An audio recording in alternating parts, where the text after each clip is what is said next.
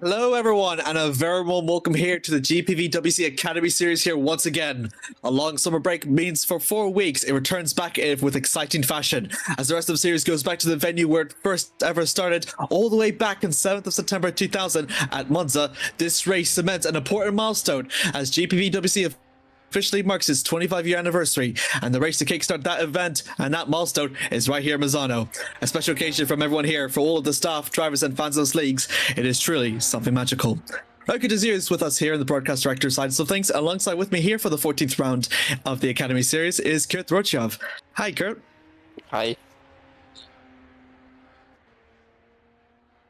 Very compelling introduction indeed, Kert. But as we mentioned before, everyone else is going to what is regarded as the technical speed over at Monza. The Academy Series as often differentiates from the mainline side of the GPVWC place. Misano is known as probably one of the more technical tracks that we have. Probably in mostly, well, actually nearly all of Italy, I believe. Compelling 16 corners is what the drivers are going to have to navigate here for the next 30 laps combined. I think, have you driven here in Misano before, Kert? I might have been last year. I have actually. I've done an endurance race here multiple times, and I've driven academy as well. So it's quite, as you said, really technical track, but also some parts of the track are quite quick. But you can't call it the Temple of Speed because we know what is the Temple of Speed, especially in Italy. So nothing compared to that.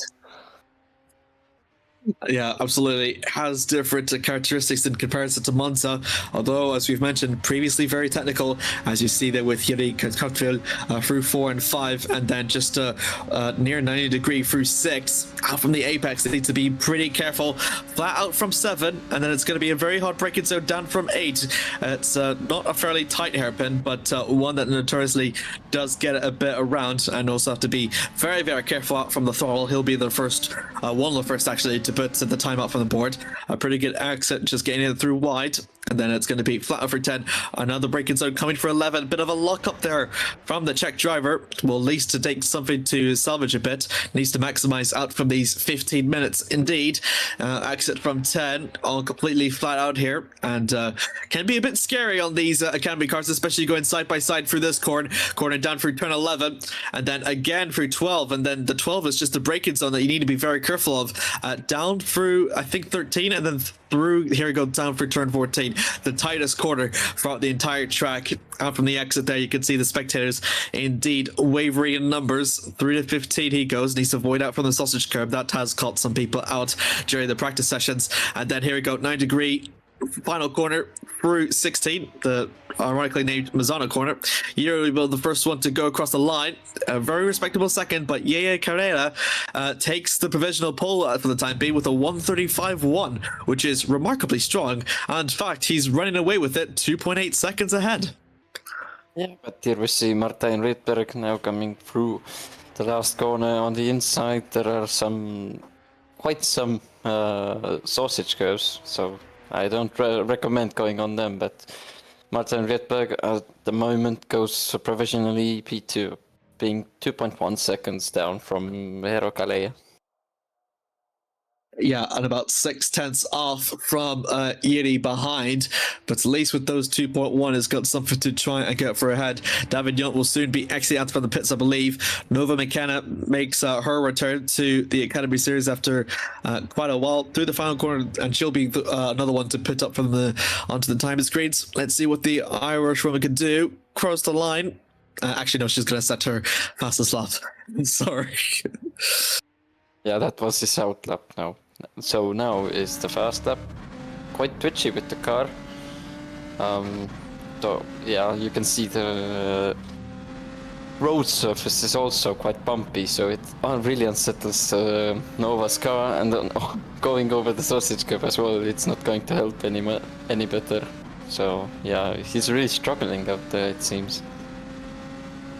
Does so, at least. The 25.9, that's the slowest we've seen from anyone in the first sector, but does make sense. I think that's an improvement there from Yero. He's improved it further, and Well, that's a pretty good lap, I must say, from himself. He did purple first and third sector, and looking for improvements for the second sector. It means that it could be even more. Still right with Nova, just a bit twitchy. She goes from the second sector, pushing down for the third, and there we go, the fastest part of the corner upcoming from her, donning that purple Academy car.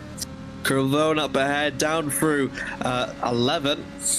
Can keep it very close and very tiny indeed. Lesser of the angle through 12, and then there's the 13. The 13 really hits it down for the braking zone.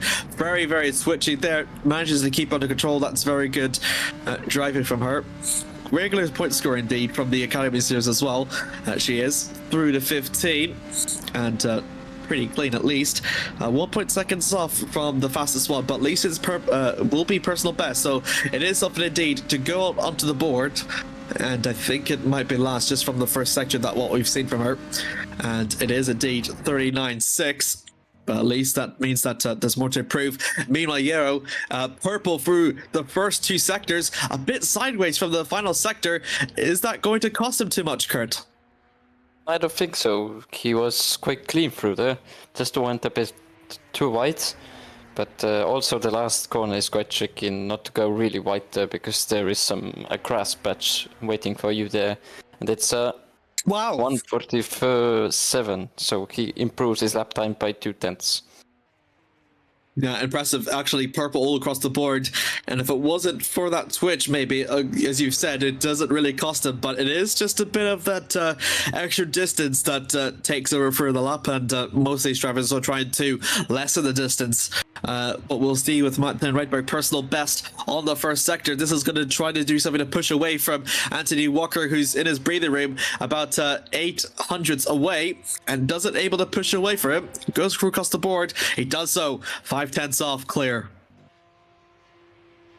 Yeah, it seems like nobody's quite close to Hero, because the Hero just he put together a really good lap also, and it seems like others haven't put so much effort into this race than Hero has. So yeah, I think it's going to be a Hero masterclass today, because, well, David Junt hasn't got a time yet, so we do not know exactly what he's about to do.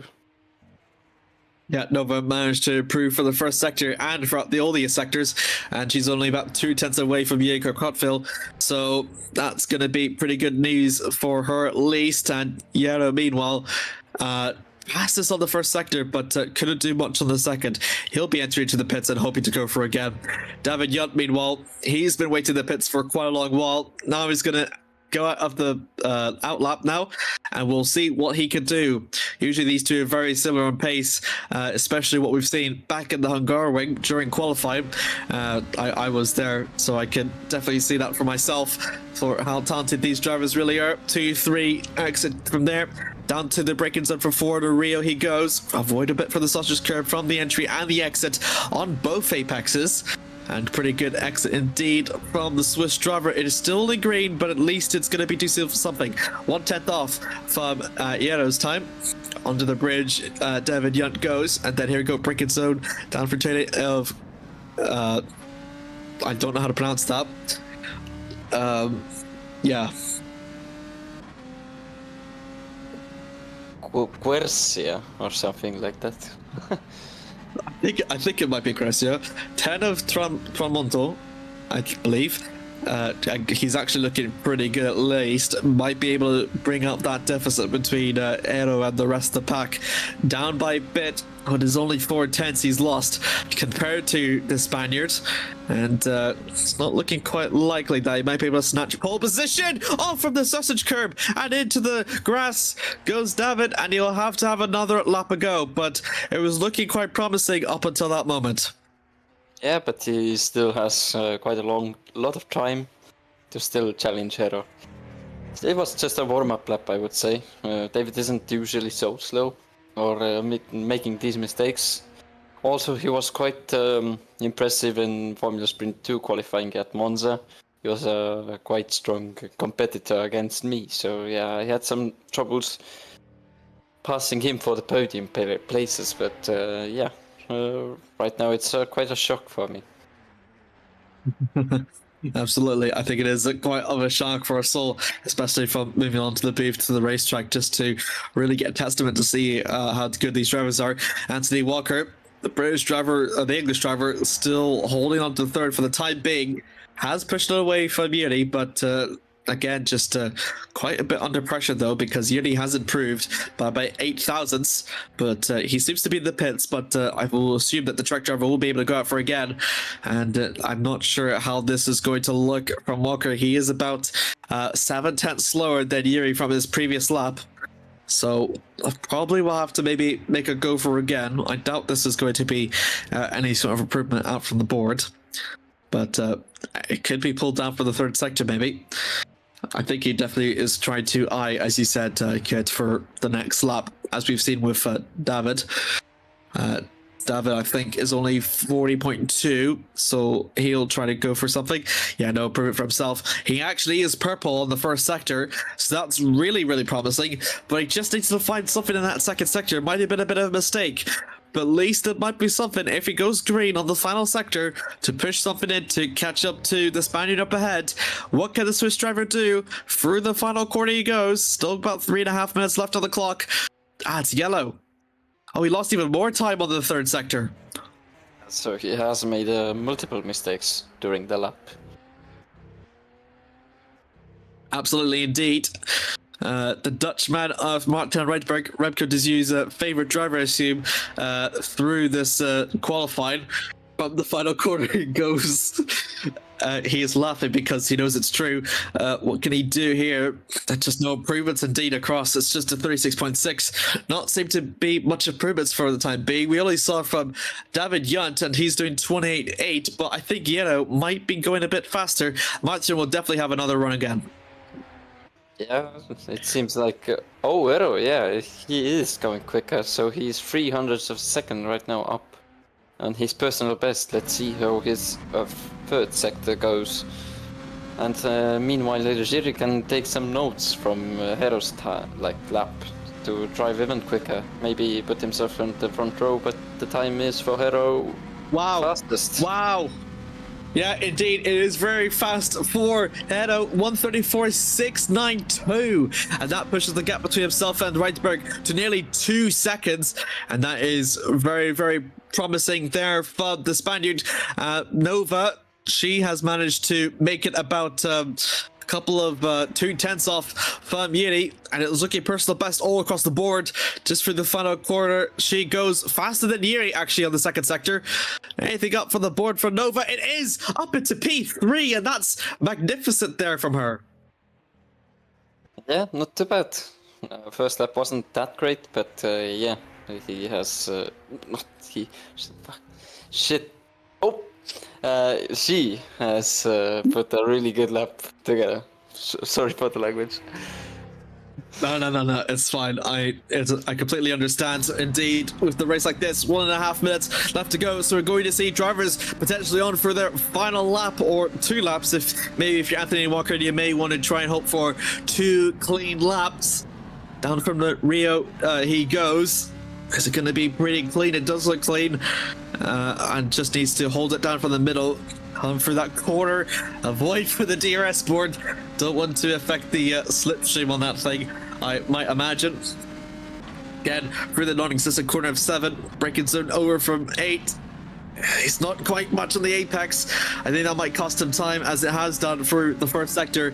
5 tenths off from, the gap between himself and Yeo, though. From 9, breaking hard through 10. It's just not too much. In fact, he's gone a bit too deep, and a bit too eager on the throttle. Anthony goes, and he's conceding. So let's see who is still driving. Oh, David Yunt. Oh, David Yunt! Oh my goodness me, that was so close. Oh my god, I thought he was going to hit for the sausage curve. We were going to see exactly what we've seen to him at the first lap. But the good news, at least, for him is that he'll have 1 more lap to go. What do you think, Kurt? Do you think he'll be able to pull off and maybe take pole position out of Kaye's hands? It has been doable. He has done it before. Quite unlikely, because it seems David is quite... David's car is quite nervous through 12, so yeah, I think it's not possible today for David, but yeah, you never know. He's full of surprises. Indeed, the former Super League driver has been one of the talents to watch in the Academy series. And indeed, from his FS2 appearance, purple on the first sector. This is going to be an absolute barnstorm of a lap if he can do it. Yeah, Kyle, meanwhile, has gone fastest for the second sector. So it's going to be a battle between the two Titans here. Through the final corners that goes. And actually, he's going to head into the pits. It's not close enough for himself. But David Yunt still looking onto him. He's looking on a pretty good run, I must say. Yeah, let's see. How is the second sector? The line should be here, if I'm not wrong. Just barnstorming out from here. Going to be approaching around nearly excess speeds. Almost limiting up for the throttle. It is personal best on the second. And I think it might be a bit too much. 3/10 off from the pole sitter, but it could be enough for P2 or P3. We'll have to see. Oh, a bit twitchy out from the exit through 12. I think that was 12. No, 13. 15. My bad. Coming through the final corner down through turn 16. Oh, slidey, but he keeps it holding, keeps it under control. On what will be the board for David Yunt. And it is going to be second, and nearly a whole second away from Hero's time. But that is quite a good lap, I must say, especially from what we have seen from him. Yeah, not too bad. He even could put together a quite decent lap, but yeah, it seems Hero is going to be unstoppable today. Yeah, indeed. Yeah, Kara, meanwhile, coming back from his FS2 appearance, takes pole position here, and by a pretty comfortable margin, nearly a full second away from Academy race winner in David Yunt, who will start over in the first row in second place. Martin Reitberg will be just edging up ahead of Nova McKenna in fourth for her, with Anthony Walker in fifth and Yuri Katochville in sixth. Six car field then, I believe, will be the way it's going to go for today's race. And, well, it's going to be anyone's real guesses to see who will definitely come out on top here. For sure. Indeed. We're going to be taking a very quick minute break during the warm-up. We'll be back for race one. Don't go anywhere. We'll see you very soon.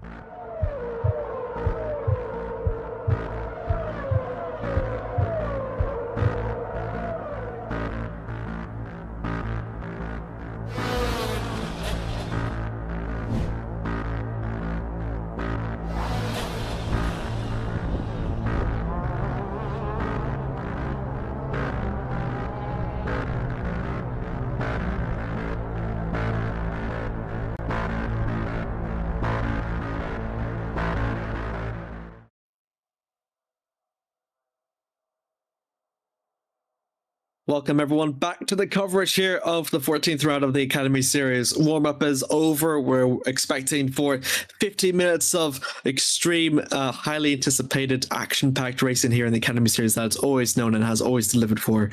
And as we've said before, Jiri Kajaya, and a very impressive pole position, probably the most impressive that we've seen in recent memories in the Academy Series, to be 1 full second ahead of the man in second place in David Jant, but Martin Reitberg, the fastest, actually set out during warm-up, so he comes in with a bit of advantage to his side during the race.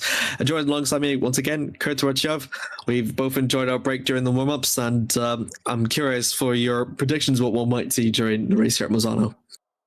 One of the 6 drivers is going to win, I think, or some wildlife, or wildlife. Right, but yeah, you never know. Well, Montoya in 2001 saw a deer in A1 ring, so. Indeed. In fact, there has never been a case in my recollection where no one has not finished a GPVWC race. And that could be a possibility within these 6 cars that do happen. Of course, for those of you that are tuning in, there was a Michelin moment, and we have only 6 cars starting for the field. So it's just usual 2005 United States Grand Prix sort of things here. But yeah, just waiting for the cars to gently line up. Reitberg, Walker, Rohtjarv all taking their places. McKenna, Yunt, and Kajaya are just going to wait for the timer to start ticking down, and we'll slowly get going here with the formation lap here at Misano. As you've said, 6 cars are hoping to win, and well, who would you say is the most likely to win in your opinion? I have no clue, to be honest. One of the 6 drivers, for sure. I don't know. I think Kert, because is 1 second quicker than David. And I think there won't be really much position changes on the grid. So they are quite similar paced drivers. And yeah, as you said, it's a 2005 moment. But yeah, our tire supplier is GPVWC as well, so I guess they didn't make more tires than for these cars only.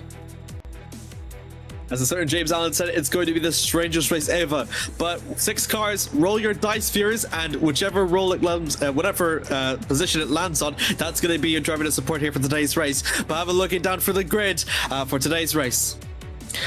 Again, a very strong pole position from Jiri Kajaya, takes through to P1 with David Yunt completing through row 1. Martin Reitberg, very good from him for P3, and Nova McKenna completes for row 2.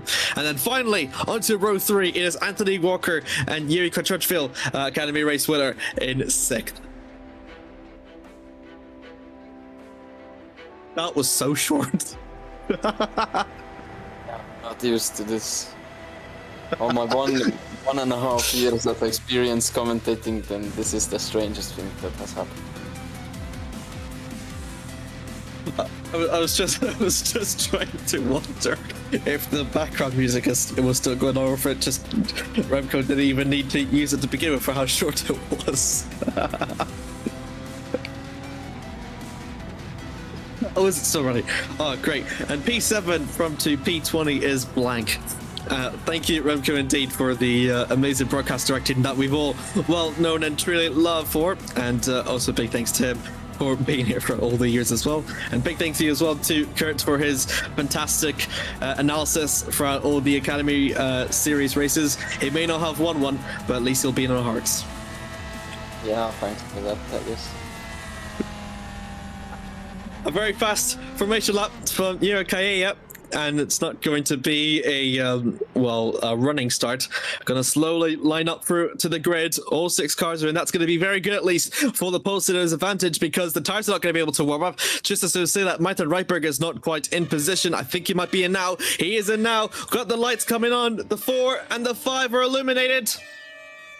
They're off and we're underway. Very good start there from Ayo. Awful start from David. Going to be under pressure from Reitberg and from McKenna behind. McKenna looking down to the inside down from turn 1. Almost has it, but at least she gains the position. Martin Reitberg having to go defensive and is now going to be under pressure. Already a collision in the background. Reitberg, Crutchfield and Anthony Walker are all involved. That is absolutely incredible what we've just seen in the second corner on this first lap of the 15 laps left to go.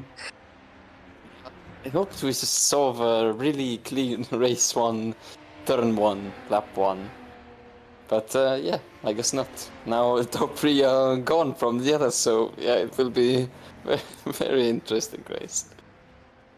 Indeed, a good start though from Yeo, but has to be under pressure for David Yunt. David Yunt has using that slipstream though out from the first sector. It means that he's going to apply the pressure onto the Spaniard. The Spaniard has to do a lot of defending here. The good thing, at least to his advantage, is there's a lot of derriere before those quarters, so it's going to allow him to build up some distance, and the Swiss driver just needs to come down through behind. But this trade that's coming up through here might produce a lot of derriere, especially coming up from turn 11. Let's see, along with the Swiss driver, has to be very careful of the Sutters curbs. We have seen him going a bit tricky out unqualified. Euro's actually a bit out of the race in line. He's a bit sideways, but he manages to recover it very well. David Yunt almost able to capitalize it, but not. He has to just stick behind for the time being. The top 2 now have gone from the others. Nova McKenna is 1.5 seconds behind David Yunt, so it's only between these 2 the winning of this race 1. And race 2 is under a question mark right now. Indeed, difficult turn 1 through to 3 they go. We've got just a brief yellow flag. No one seems to retire, so that's okay for the time being. And Eero still holds on to a very, very decent lead. Pushes up to about 5/10 away from David Yunt. David Yunt actually had the purple through the second sector on the first lap in comparison to the Spaniard, but at least the Spaniard is able to push away just a bit. Out from turn 6 he goes. Very good exit, but David Yunt is going to be able to close back in just a little bit from that slipstream and hoping maybe to try to take some advantage down from the second sector in which he had the advantage. Yeah, we have to... Oh my goodness me, that was so close actually. I'm sorry to interrupt you there, Kert, but I almost lost it, but managed to recover it. Anyways, you're saying? I'd like to see the replay of Martin Rieberg from one of the last corners, because he lost 2 positions or 1 and lost quite a chunk of time, like 10 seconds or so. Indeed, we'll see what has happened up from the field. Not very good start from Reitberg, the man that was running in P3 all the way down to 6th. At least got some room to call through, and it just seems to be a bit of a slip up coming up from turn 15, I believe. Yeah, just lost it by himself. Just went on the curb a little bit as usual, and the rear just snapped out. So. And this is the replay, what we're seeing from the start of the race. This is from Anthony Walker. Reitberg already outside of the line. There's Yearly trying to capitalize. It's trying to look for a space that really wasn't there, and unfortunately able to collect 2 drivers with them. I don't think that was ever going to happen out from turn 2. There was basically 0 chance it was going to work out for Anthony. So yeah, it was a very stupid execution, I would say. There. Indeed, a very good driver though, not easily to be deterred. Sorry. But here is David Yunt and Eero Galea having 6/10 apart, and then Nova McKenna is 5 seconds behind from the leading pack also.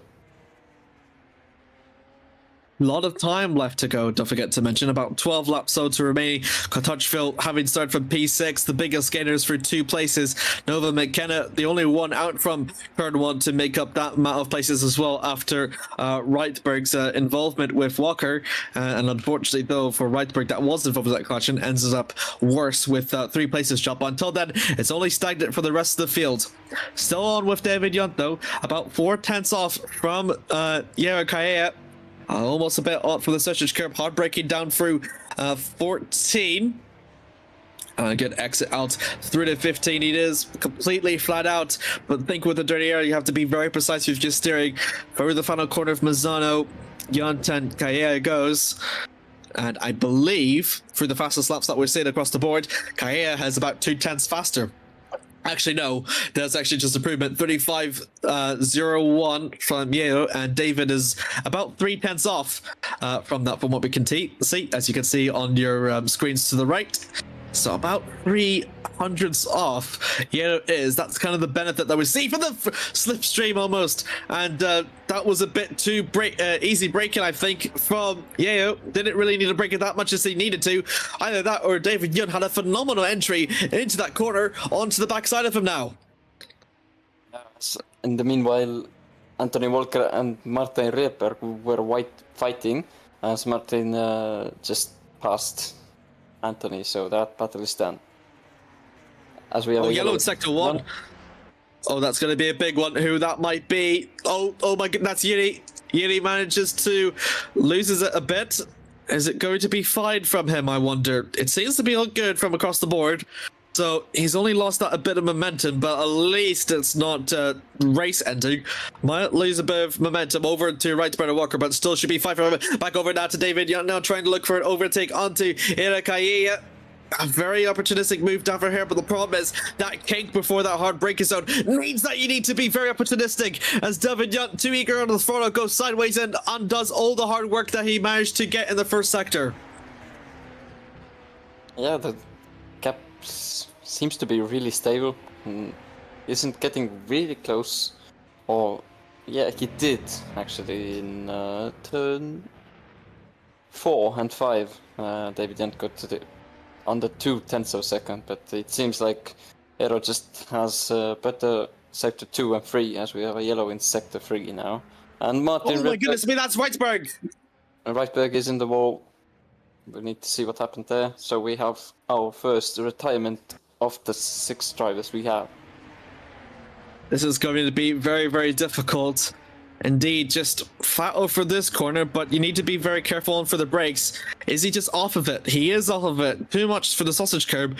It just brings him off to the left-hand side of the wall, and there's unfortunately no more Trotberg can do. It's just too high of a speed, and the brakes can't really do enough. This is with Yiri once again. Oh my goodness me, that was so close hitting through the sausage curbs, but he manages just to hold it for the time being out from the exit, and he does hit these ones, and he flips. And he's still somehow in 4th and still ahead of Anthony Walker, I believe. Yeah, he is. Okay, that was, yeah, he's stunting around, he's just enjoying time. Oh, as soon as I said that, Anthony Walker just overtook him. I would like to see Martin Riepex on board, actually. It seemed like the steering input just wasn't correct there on that corner, so that's why he went white there. So maybe something technical or something just a driver mistake or something like that. Yeah, we will indeed. This is with Reitberg now. Again, just really flat out, and then it's just a touch on the brakes here. I don't think he touched it enough. He didn't quite steer enough to avoid it, I believe. Yeah, it was something really weird there, for sure. So I guess we'll never know. Yeah, thank you very much for that, Remco. Great job as always. 1/10 actually behind or so from the fastest lap between Yunt and Kaea. 3/10 off. Just seems to be how do I say this? A gap that is stagnating a bit, that is sort of flatlined a bit for the time being. Can't really seem to make any moves, David Junt is, but at least will be in prime position to take advantage of where Yellow is. And that's the effect of the dirty air that we're seeing. And David Junt having to just be very careful through it. And Kaye, I think, just turning in really well. Out from the exit, he'll be able to pull away a bit from the Swiss driver for the time being. We're almost about a third way from the race, but this lead is not slow. This lead battle is not at all slowing down. Yeah, it's the only battle we have right now.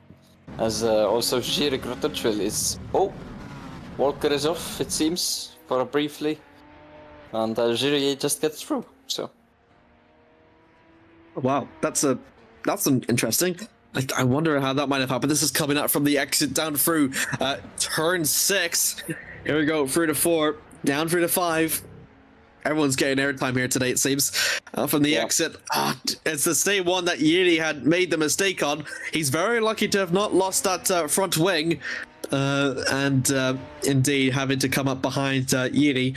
Both of them two drivers affected from that sausage cup that we've seen, which makes you wonder. It's a very good thing that we removed them in Monza. Yep. Now it seems David has actually lost quite a bit of time to Hero Galea, as he is 1.2 seconds behind Hero, as just a lap earlier at the same place the gap was only 0.4 of a second. Does seem to highlight the importance of qualifying here at Misano. The fact that David Yunt can't really seem to garner closer to Hela Kayea, even when behind it by about 5/10, can't really find a way to make the overtaken move stick. And I don't really necessarily blame him. This technical track is just pounded with dirty air before prime overtaking opportunities. So you need to be very creative and perfect your racecraft here at Misano to make a move and more or less make it stick. In fact, the only move that we've really seen was down turn 1 when Nova McKenna made the overtake onto Martin Reitberg. Other than that, I think all the other overtakes have just been at the benefit of someone else making a mistake. Yeah, it seems so. As we have not so much drivers today, then yeah, this race has been really quiet, so which is quite not surprising. But yeah, here we see Anthony Walker. Definitely, he has some damage on the car. Yeah, as I say that, the car is basically even not turning to the right, and he's basically crab walking this car to the end. Yeah, I think he is. He might be able to go for the pits. There's not really much for him to lose. 4 seconds away from Yiri. And he's not going to be able to catch that with that steering that is going to hold him back. Surely we're going to see the Englishman come through to the pits very soon. And yeah, you need to be really, really careful. He has to turn more than necessary just to avoid that sausage curbs. And again, sometimes when you think you have enough of a steering input, sometimes it doesn't deliver and you feel you have to steer more than what the car is asking for. He is not going to go into the pits, so he's going to try and get this on for the long run. Upon for the exit on the apex through the final corner. Very slippery indeed. Again, just that English driver just really needs to be incredibly careful with that steering wheel. But at least the good thing is he's probably going to nurse at home and hopefully able to finish this race. So it seems like David has lost his pace now. Azero just last lap was the fastest lap, 1:34.8. As David also made his personal best last lap, which was 1:35.0, so 0.2 of a second slower than Hero. So yeah, it seems like this battle has concluded as well. I feel like at times David Yunt was also putting more detriment to his tire life than Yera Kaye is, having to worry about the Yera Kaye having been not involved in dirty air has got, I think, drives less aggressively than David Yunt does, which is why we see David Yunt being more twitchy than the Spaniard does. He's really trying to overwork that car. The problem is, it's just not going to really work out for the long run if you're going to continue with it. As we see on board with him, he's actually gone purple through the first sector, so the Swiss driver absolutely not giving it up and hoping to try and make anything here as a Hail Mary to get close up to Gaia. Just not quite onto the racing line for turn 8, maybe a bit wide for his liking, but at least it might be able to close up a bit. It hasn't really reduced a bit, only 1.5 tenths it still holds. Yeah, but this is actually amazing that as we see David Yunt and Eero Galea just trying to fight it out between them. Actually, Nova McKenna, she has fallen down from David by 20 seconds, which is a huge gap. As in the meanwhile, Jirik Rohtjarv from Nova McKenna is 41 seconds. So, yeah, it's a quite quiet race, I would say. I'm wondering if Yiri, with that barrel that we see coming out from turn 8, if he's also sustained damage as what we see from Walker, because the fastest laps. Oh my goodness me! Anthony Walker once again for the same mistake, for the same corner actually, has lost both wheels, and that's going to be our second retirement of the day, and we're down to 4 cars, ladies and gentlemen. It seems so, yeah. It got even more quieter now, so. Yeah. I took my eyes out of the live timing screen, and Anthony Walker suddenly loses it. I'm trying to wonder because it was going down through turn 6. It was turn 6, not turn 8, I believe. But I think he was overreacting to a spin, if I'm not mistaken, and then just lost it at the end. Well, you can't be too harsh on him because, I've been in a similar situation where a car has sustained some heavy. Oh no, no! I'm not being hard on him. I'm just trying to figure out what has happened because I literally took my eyes off of it. Again, that was the understeer coming from 4. He was trying to do it. Yeah, It doesn't seem to turn. It really doesn't want to turn. And from the damage that he's already had, it can't really take it for at that speed. It's not being critical of him. It really is just very unfortunate for Anthony Walker, especially from that situation he had. This is from Kotouchville, up ahead. This is coming through turn 8. Whoa. And just simply leaves it, but manages to keep the engine running. And still holds on to 8 for the time being, 4 for the time being. So all good for him. Yeah, also, if you paid close attention, then Ziri's steering wheel wasn't straight as well. It was slightly bent to the left side, if I'm not mistaken. Yep. Yeah. You're right. It is actually bent about 20 degrees or so to the left. And that's just the thing with the improvised steering. Sometimes your mind sort of tricks you into thinking you might have normal steering, and to sort of lie to your senses like that for 4 laps. It's no easy feat. I know I've done so in the Academy Series. It's really, really difficult. And again, applaud to the drivers that can able to pull it off for a stint longer than I could. Tension up to the front though.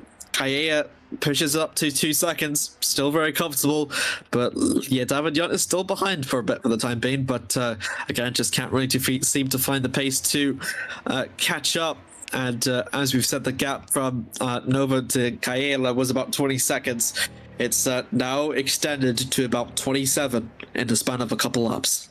Yeah, also it seems like David just fighting with Hero in the early stages just has lost his tires due to dirty air, which causes the car to oversteer and understeer in corners. Then he has just lost the grip in his tires, so he can't push as well as Hero can, because Hero hasn't had the problem to drive in dirty air this whole time. So he is quite chilling, it seems. Yeah, absolutely, indeed. Still waiting with Kaye, though. It's actually pushing over to 3 seconds, almost. Out from the hard braking zones, through the double apex he goes. Good for him. Out from through the final series of corners. Out from 15, breaking through this. No, my goodness me, I misread the track. Over for turn 8. Kayela goes. Apologies for that, viewers. Yep, indeed.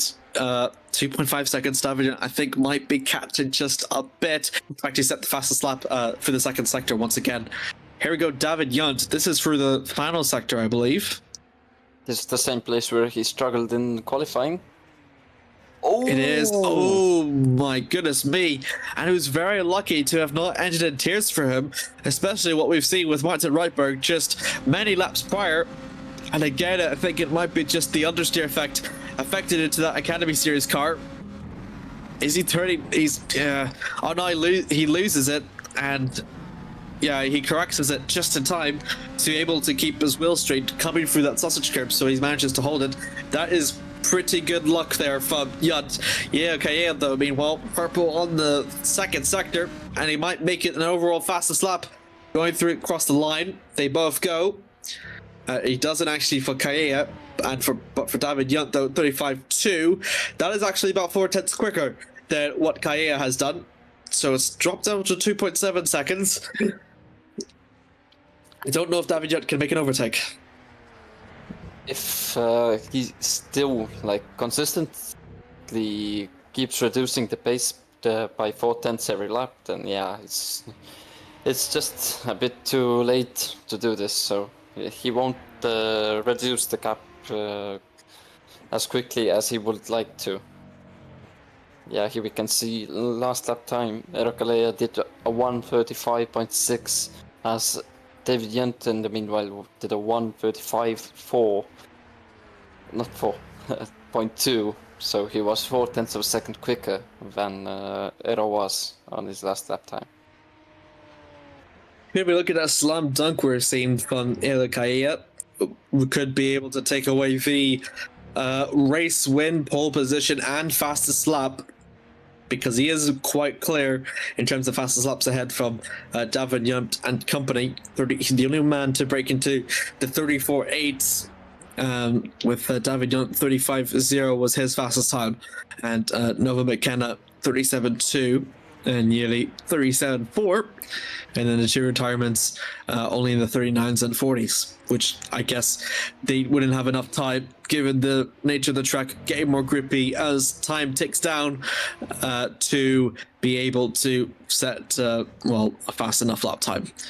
But I mean, Kaya is doing absolutely phenomenal. The driver that was over at Orbit Motorsports back in FS2, I think time might be soon that he might get a full-time FS2 or higher seat. And I reckon the same will probably be for David Yunt as well. Yeah, David Yunt got actually a podium in Monza. FS2, if I'm not mistaken, he was followed by me in P3. So yeah, it is only time will tell for David Yunt when he will get the podium plate. No, not podium. FS2 seat, as well as Erocalea.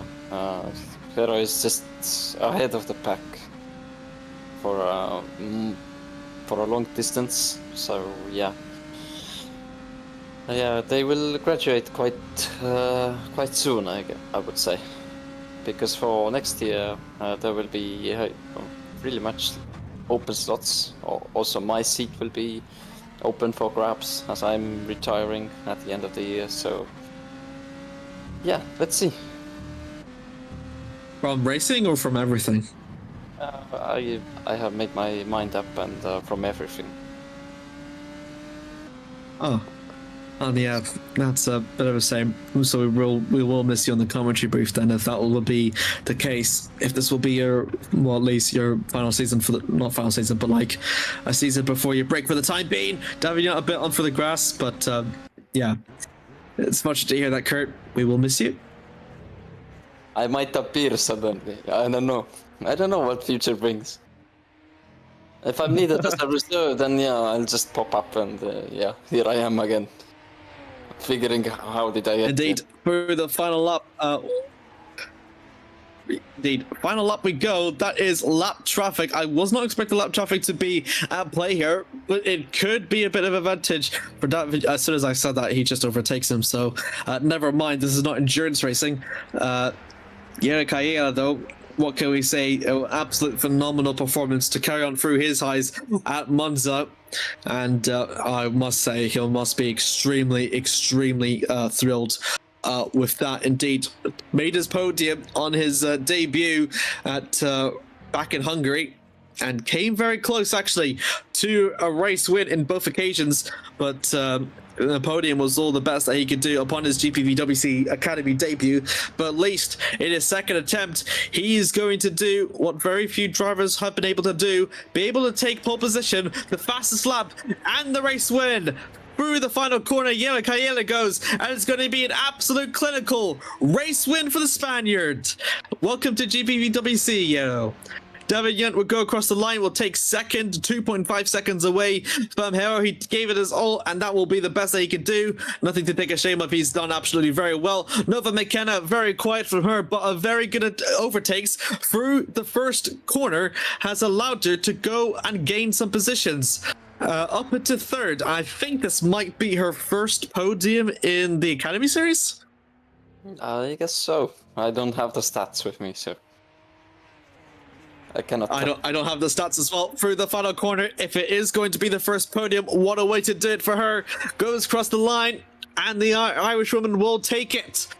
with conviction. And Yuri Kartochvil, lap down, will finish over in 4th, and a phenomenal race that we've just seen here from the 6 cars that we have seen through here today. Wow. Wow.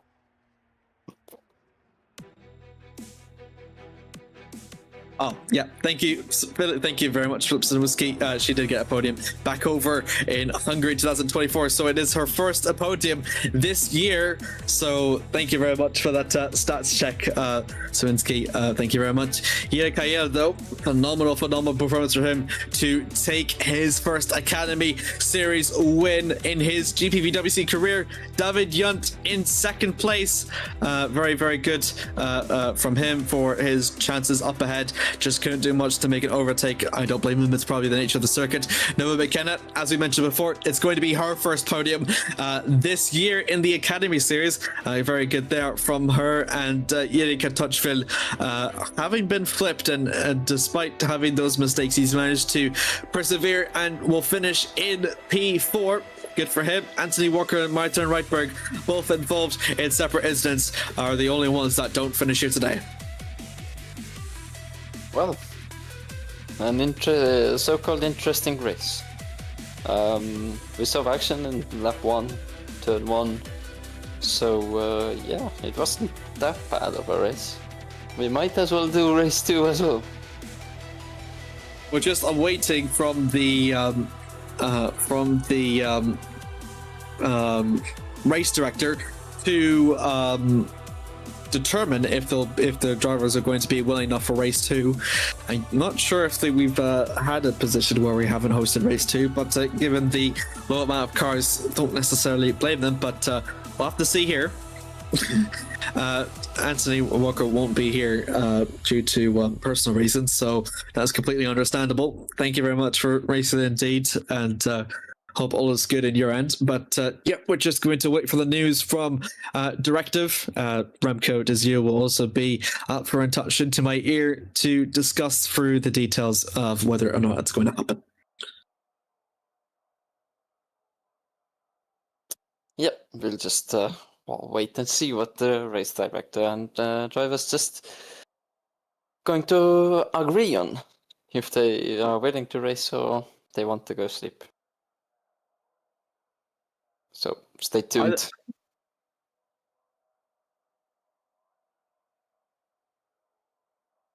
All right, as we just wait for confirmation to see if race 2 or not will happen, we're just going to keep, I think we'll just keep the broadcast going for the time being. I think we might see a server switch over as well to another second warm-up, and if that will be the case, then we will be able to confirm to you viewers that race 2 will be going on forth and underway. But in the meantime, though, Kert, you did mention over your FS2 experiences at Monza. Dude, oh boy, how am I going to say this? I just want to see if we've got any more tracks confirmed for the future. We don't actually have confirmation for the time being yet on what our next track is going to be here. But of course, I think, hang on, let me see. The next event will be at Mexico, so I believe, I'm not sure. I think that means we'll host it at a North American venue for the Academy Series, if I'm reading this correct. Might be. Yeah, I know you don't have that details, but absolutely, indeed. Got confirmation over for Chris Williamson and Remco de Zeeuw. Thank you both very much. We are confirmed indeed for a second race here, but with Anthony Walker not making over for the second race, it means that we're going to be down to 5 cars though. But a thrilling race we've had though, despite the limited amount of participants here. And Yaya Kayo is hoping to make it a double here, but David Yunt can be in his way. We'll tune it over for race 2, but until then, we're going to take a very short break. Until then. See you soon.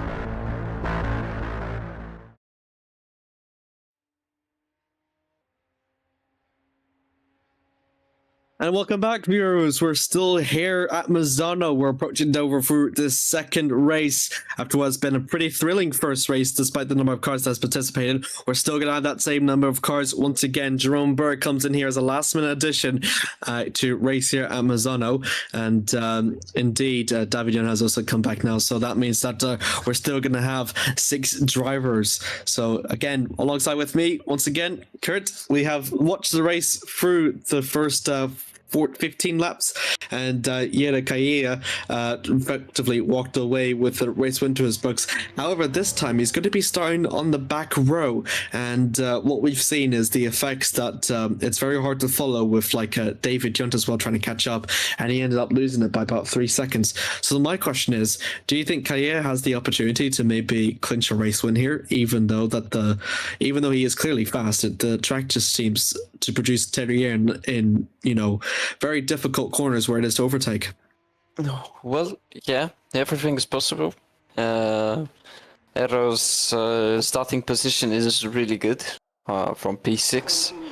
Well, otherwise, if we would have like 15 drivers, that he would have won race 1, then he would have started P15. So right now he's a really lucky boy. Because, he's P5, so that's even better. So he won't have really much traffic, but of course, turn 1 is going to be tricky. But overall, Hero's pace is much stronger than others, so should be no problem for him. Indeed, and redemption for Martin Reitberg, for the man that was involved in the first lap collision and having to end up, as the first retirement, starts at the front row of the grid. Yeah, great to see him back. Seems like if he had a technical issue, then now he's able to race again. So, yeah, it's good news. Indeed. Redemption available for Reisberg and Touchfield that have been involved in incidents. Jerome Berg having come in with no practice and not having attended for race 1 and qualifying will be starting in P6. But have a look down for the field here as we approach for race 2. Reverse pole, Martin Reitberg having DNF'd. He'll be starting at P1, Yirika Touchfield. Oh my goodness me. Yirika Touchfield over at row 2. Nova McKenna over at P3. A chance for a double podium for her. That'll be a pretty impressive feat for her. David Yunt in 4th will be looking to try and get the win. Yira Kaya in 5th in that final row and will share it along with Jerome Berg. Sorry for laughing, I just couldn't, I did not expect Martin Reitberg to go off track, although I don't necessarily blame him though, having to be able to, keep the pace of the field is quite a bit of a daunting task, because you have to try to warm up the tires, but then also trying to get the field closed up as much as he possibly can. Although, is he going at racing speed? Yes, he is. Okay, he's slowing down a bit at least through this series of corners. This is probably going to be the fastest formation lap we'll see, but he's going for an overtake, Zeeuw. No, I don't think he is. That would be, I wouldn't say illegal, but probably highly frowned upon. But Martin Reitberg is literally pulling away from the field, at least slowing down here before the final series of corners. I don't know how much advantage this will be for the Dutchman. Of course, people have got different, shall we say, like traits or like... I don't know what to call it, routines or rituals for formation laps. So this is probably what Reitberg's indeed coming up for the final corner he is, and he's just going to slow down and wait for the field behind him to field up. In fact, he's probably going to be comfortably the first one to park in. Let's see if we'll be able to park it perfectly this time. He had problems earlier in race 1, and he does so with comfort. That is Noah McKenna. Yirika Touchfield is in the pits, I believe. Oh, what is he doing there? He's starting for the pits. He must have messed it up at the formation lap. This is incredible. So we only got 5 cars starting the grid, and Yirika Touchfield in the front row ended up having to start for the pits. It's going to be pretty exciting here for the 5 laps to come up once again here for race 2 at Misano.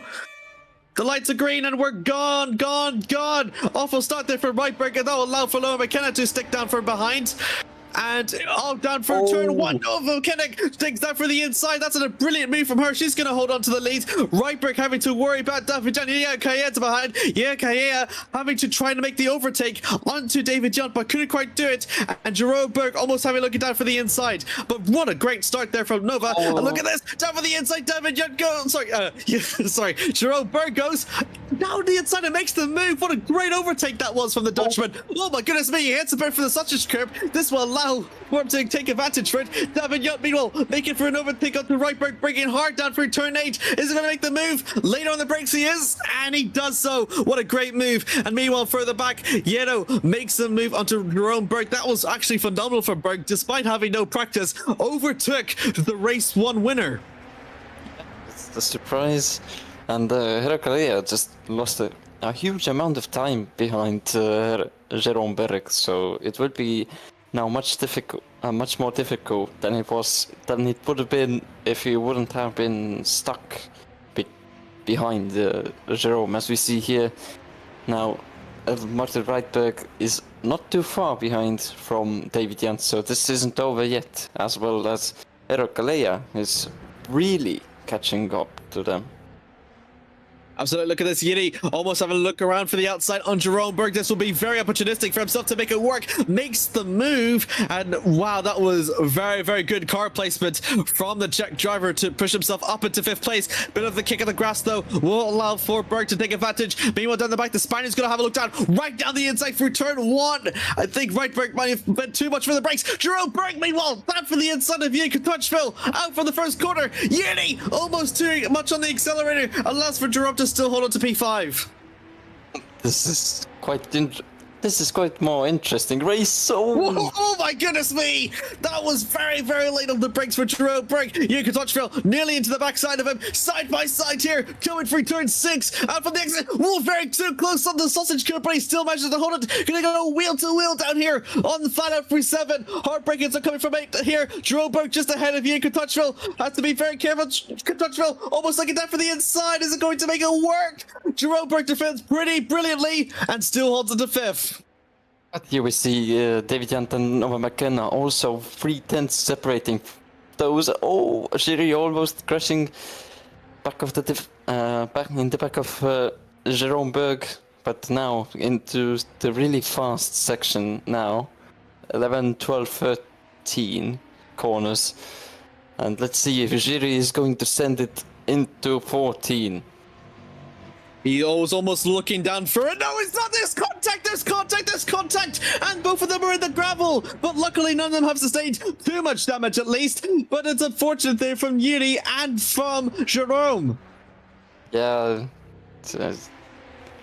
Yuri wasn't expecting Jerome to break through 13, and it's an unlucky incident there. But here we see David Jant now being really close to Nova McKenna this time, as well as Hero Kalea, 0.5 of a second behind David Jant. So this is a 3-way fight for the win, or P1 for now.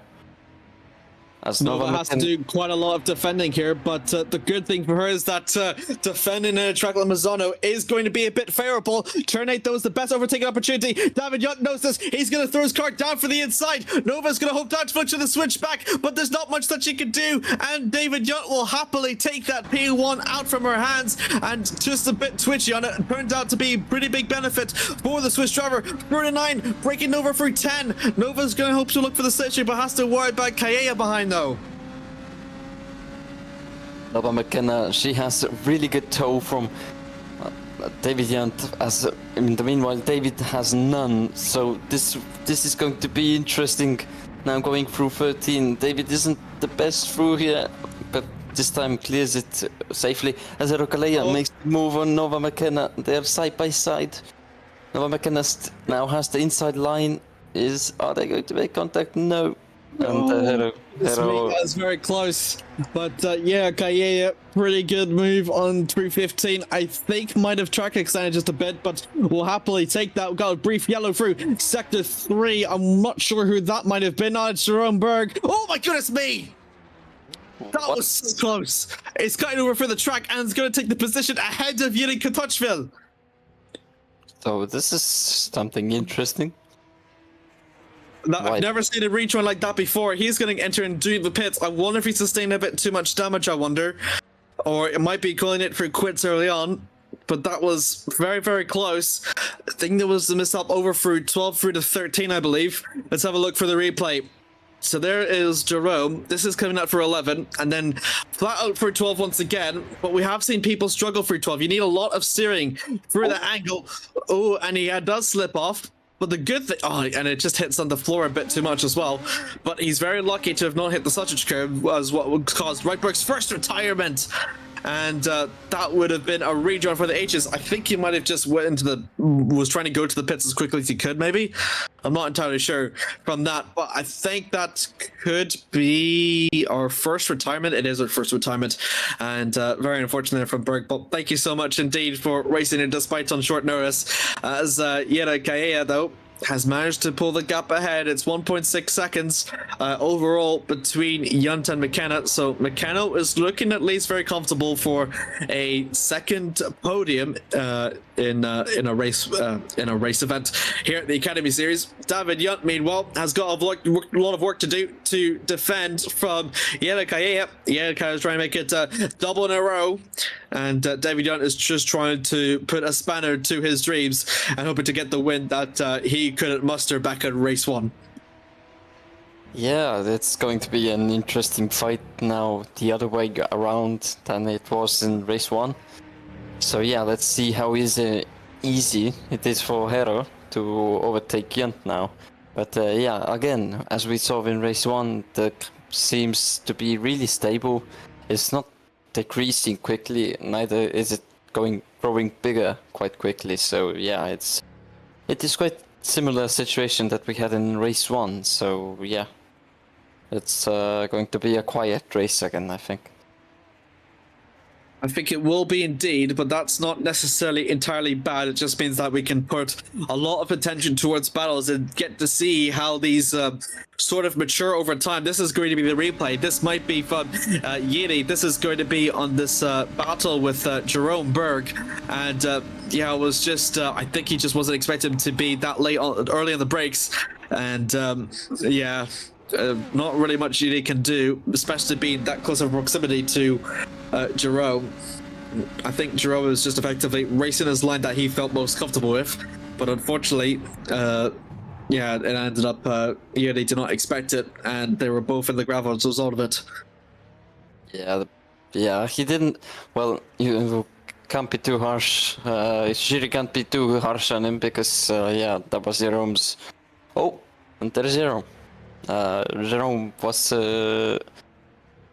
driving his first laps and he didn't know the lines, so yeah. Jiri should have been more aware of that, but what has happened to Jerome now? This is still lap 6, so he's still in the race. He must have been gone to the pits for repairs, so apologies for that, viewers. I thought he retired, but I am mistaken. So he's still in this race, so that's at least pretty good news for the time being, that we're still going to get in the full 6 cars.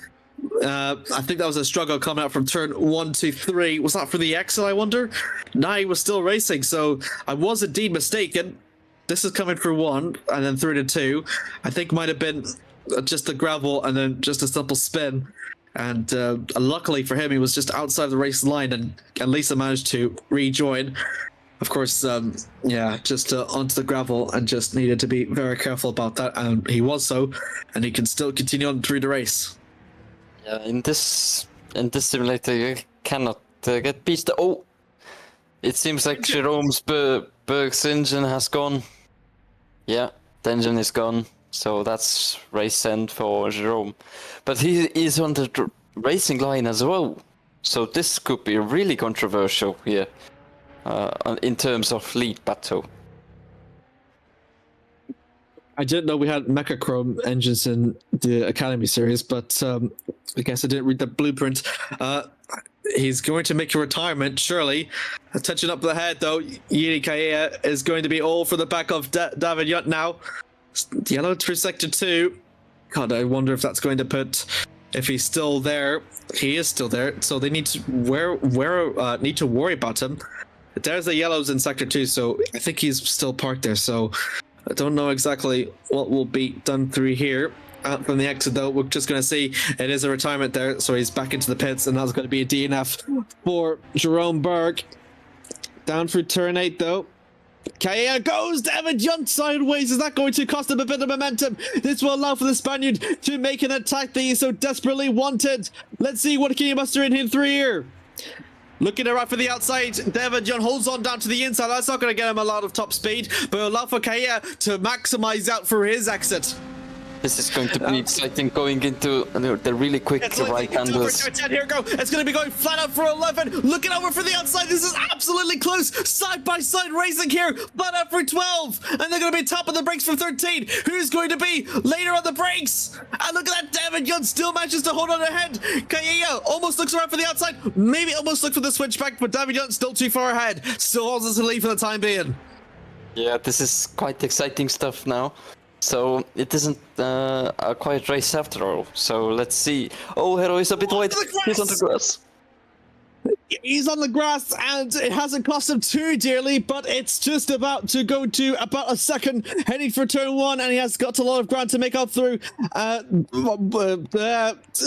both on the apex, but that's fine, I believe. That's just the racing surface. The way our Factor 2 has it here, over through 3, going down the heartbreaking zone through 4. He's now caught up to about a second now.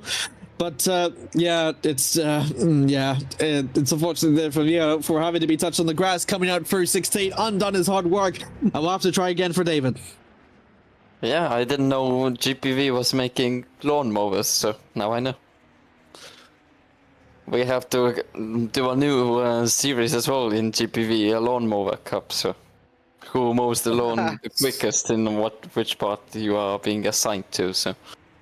Yeah, that's one idea that the management can have a talk about.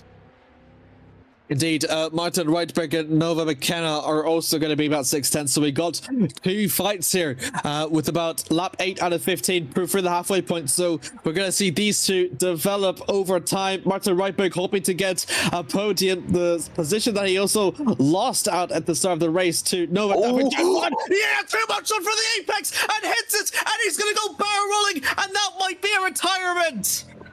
Heracleal flips, and this is a big blow to his race 2 winning chances, and it seems like the race has ended for him. Yes.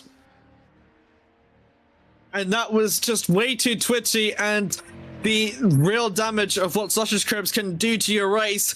And that is going to be our second retirement here. And we're down to 4 cars here. But look for the replay, and we've seen this before with David Jun and how sometimes he understeers and hits off through the bumper. The exact same thing has happened to Hero. No, he got 2 inside. He got 2 inside. He clipped the... He was trying to... He could feel the dirty air coming and was trying to make best use of it. I think he just did it too much here, and just one touch in the bumper, and it just ricocheted him into that series of bumpers, and that will be it. And absolutely catastrophic crash there from Miro, and deep shame for him. Man, that was looking very close to take the win away from David Junt. Now almost seems to be more or less a seal of a deal as the tension towards between Reitberg and McKenna. It's now the closest spot we have on track. 1.4 seconds separates between those two, so Nova is gently pulling away from the Dutchman, but Martin will be trying to look for something to catch up through. Bit on the grass though for Nova. Yeah, Martin Reitberg has all the cards to really make a wonderful redemption for race 1, as he was in lap 1 accident and later on retiring. So yeah, let's see. P2 is on for grabs, but David Junt is 16 seconds ahead of Nova McKenna, so that's a long way gone for Martin Reitberg, unfortunately. Indeed. I'm just going to try to see if Nova has ever finished in P2 before. She hasn't. The best result that she's ever had in the Academy Series was 3rd. as aforementioned back in Hungary round 2. So this will probably be a very good result for her. Never finished in P2 before. If she could just hold off from Reitberg for the time being, it is doable. But to be just for 5 laps is all she needs to really do. Oh, Nova McKinnon's a little bit understeering through there, so yeah, it really shows that tire wear is a huge factor in this race, as we saw in Hungary as well, where in the last stages of the races, just it got more exciting because tires were gone on everyone's car, and just the winner was so unpredictable. And right now here, P2 is quite unpredictable. If Nova can hold her car on the track safely or not, or Martin Ripperberg will, unfortunately, maybe something bad will happen to him, but I don't want to curse anyone, so it will be a time will tell, as Nova McKenna is quite twitchy through turn 13. Martin Reitberg also has never finished in the podium this year.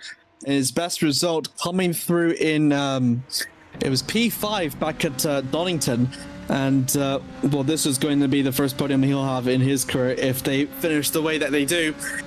David Yunt, meanwhile, as I think it will be his eighth race win in the Academy Series if he wins here, but. Indeed, it's going to be a pretty popular accolade, I think. I don't believe he had gotten a podium twice in both weekends. So this is going to be, I believe, a first for David Yunt to finish on the podiums in both race 1 and race 2.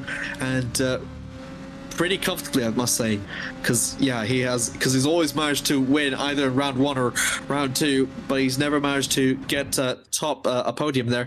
Here's going to be the replay from what we've seen previously with Rohtjarv, sole driver now, again flat out for 12. We have seen drivers there very costly, and a bit of the bumper there. And is he going to keep his front wing upon contact? He doesn't make contact with it, which is very good. But it's like it's our 4th, 5th driver that has been affected by those that bumper. So yeah, the turn 13 just seems to be quite tricky. I can agree on that. You can't just see the corner, how quick it is, and how quickly the corner is coming at you. So it's quite tricky through there. So from our point of view, it's like that's quite the easy corner, but actually it isn't. Yeah, indeed, and it's hard to be able to describe these sort of motions of the Academy car in the commentary booth.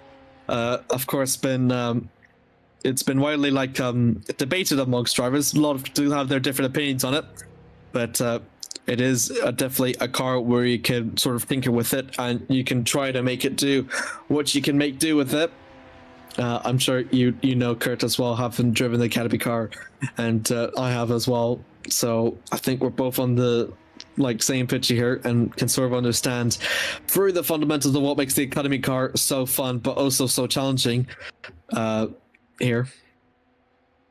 Yeah, the car is just so rear heavy, which means the car is not slipping too much, and also if you make a little wrong move on the rear end, then it's just getting really nervous. And yeah, well, the fronts are dying anyways, you can't do anything about it, but yeah, it is how it is for this year. Of course, I would like to hear on GPV Day, which is on November at Liverpool, and all drivers are, well, welcome there.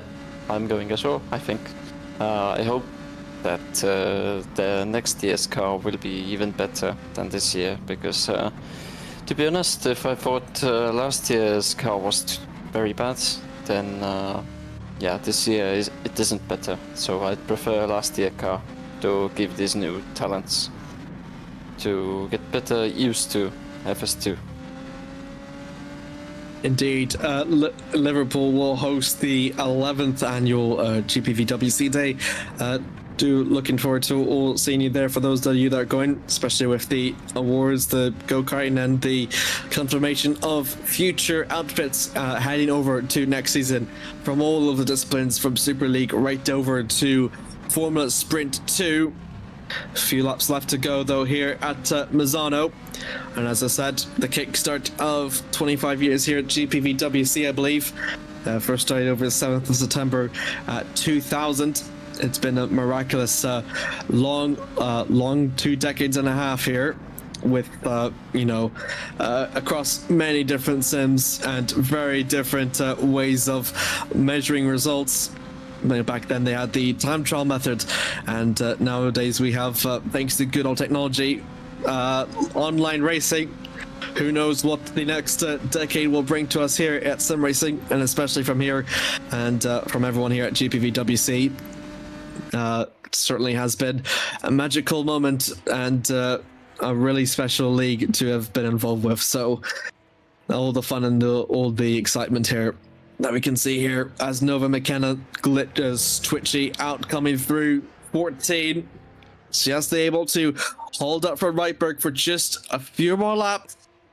It's going to be a pretty hard ask, but it is going to be a bit doable in this track surface of Misano. Bit sideways through once again. That's going to put her under immense pressure now. 5/10 between herself and Reitberg. I wonder if that being aggressive from the start that she was trying to hope for might end up be costing her.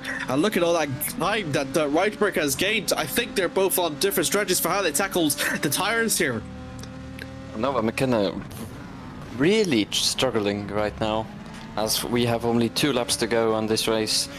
And yeah, Martin Ripberg really has held his tires quite healthy, and now on the final stages, when Nova just has pushed all the way, then Martin has better chances now.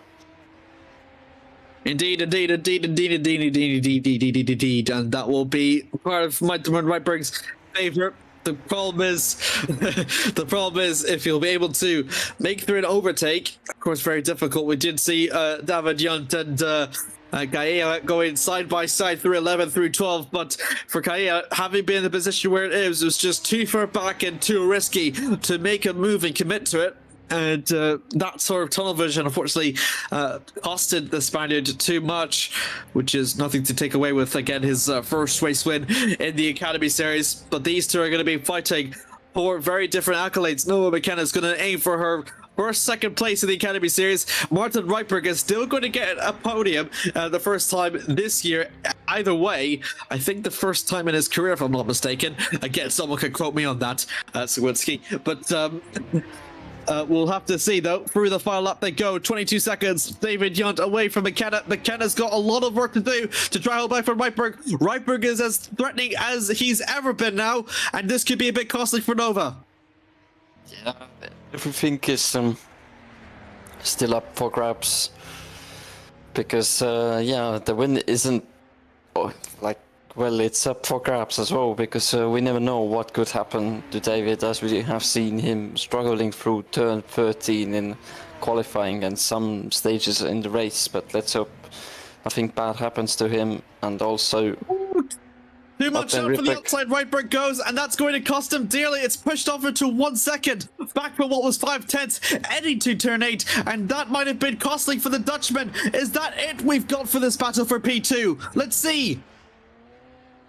But as we see here, David Yunt now going through the last 2 corners to win race 2 here at Misano. It's his first double podium in the Academy Series, and he'll be extremely thrilled with it. The Swiss man does it once again. His 8th Academy Series race win. Attention to the back, though. Nova McKenna benefiting from Reitberg's costly mistake from turn 8. Will be able to go through the final 2 corners, and she'll put on... Oh my goodness me, was that a spin through the back? Oh no, it wasn't. It was just safe for the time being. But Nova McKenna will put on a Academy Series best result for her in P2, and Reitberg will claim his first podium place in the Academy Series this year. A really interesting podium, yeah. But here we see Jiří Rohtjarv. Now he is not too far from the finish line. Handled turn 13 quite well, and now approaching the final 2 corners to come home P4. So that's not too bad of a result as well, I must say.